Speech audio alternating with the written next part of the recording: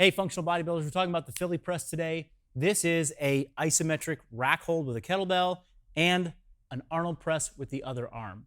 You could use two dumbbells or you could use two kettlebells, but as it's written, you're supposed to do it with a kettlebell in one arm and a dumbbell in the other. The kettlebell rack position is the first thing to be thinking about from a performance standpoint, and there are three things that make for a good rack position.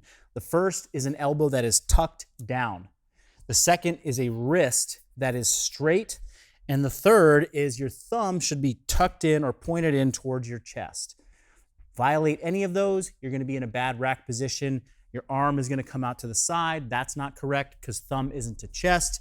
Your elbow is maybe pointing out to the side. No, it needs to be pointed down. And then the wrist being bent like this is also gonna be problematic. So straighten that wrist, point the elbow down, thumb to chest. The next piece of this is the single arm Arnold press. An Arnold press is when we start in a supinated position, that's palm towards our chest, and we finish in a pronated position, palm away from the chest. An ideal supinated to pronated press is one where we rotate and press at the same time. The common mistake that I see is people rotate and then press, come back down and then rotate in. Unfortunately, this rotation without pressing really does nothing in terms of resistance training and building stability. So we're going to start with this supinated position and rotate as we press to the top. When I put those two together, it looks like this. And so we're getting isometric training on the kettlebell side, and we're getting dynamic training on the dumbbell side. One of the most common questions I get is, Marcus, do the kettlebell and the dumbbell weights have to match? The answer is no.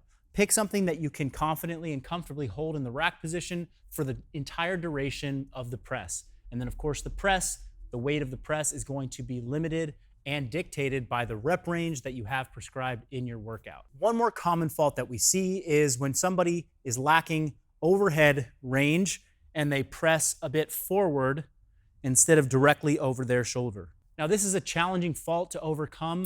Just like that. It's going to take time to build the mobility in the position overhead.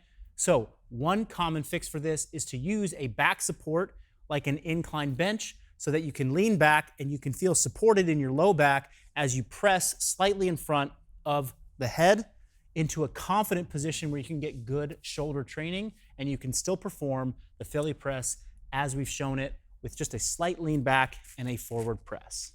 Go ahead and film your last 3 reps on both arms for this exercise and drop it into the form review section of the training app. We want to give you feedback so you can get better in this movement. When you film it from 45 degrees, just as we have set up here, so we can see your rack position and your pressing arm working at the same time.